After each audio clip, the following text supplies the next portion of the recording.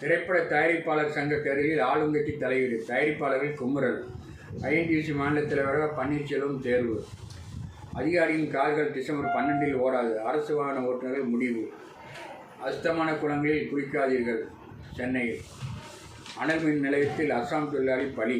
Thoothukudi stock பட்டியல் இருக்கு, கடைகளில் யூரியா இல்லை. சென்னை ஆம்னி பஸ் லாரி மோதல், 23 ஐயப்ப பக்தர்கள் காயம்.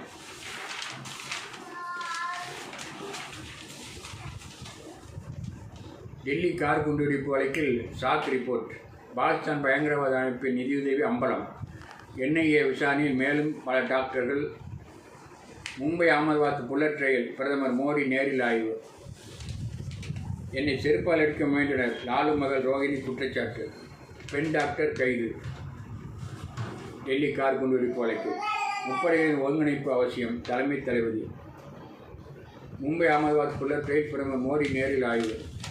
போட்டியிட வாய்ப்பு பறிபோகும் அச்சம், பாஜக நிர்வாகி தற்கொலை முயற்சி.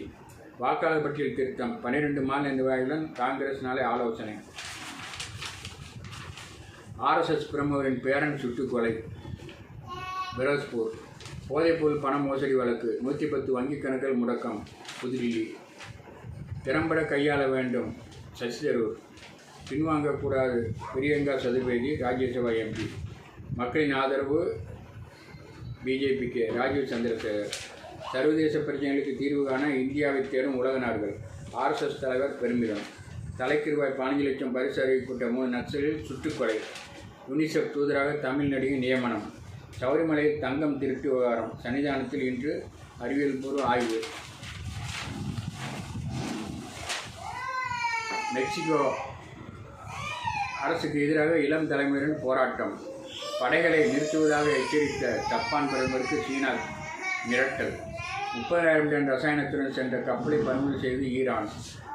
பாகிஸ்தான் பள்ளிக்கே செல்லாத 2.5 கோடி குழந்தைகள் பாகிஸ்தானில். காசா குறித்து ஐக்கிய நாடுகள் இன்று விவாதம், இஸ்ரேலுடன் ரஷ்யா ஆலோசனை. லண்டனில் 100 ஆண்டுகளாக இயங்கும் வீராசாமி ஹோட்டலை காலி செய்ய உத்தரவு. பட்டாசு ஆலை விபத்தில் 7 பேர் பலி. கைதிகள் பரிமாற்றம், ரஷ்யாவுடன் பேச்சு உக்ரைன்.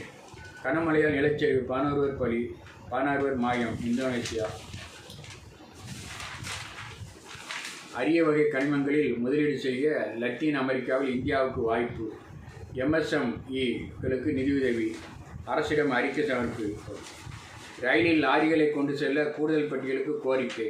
ரூபாய் 8,800 கோடி திரட்ட ஹட்கோ திட்டம். 1000 சந்தேகங்கள், கடன் பத்திரம் முதலீடுக்கு. காப்பீடு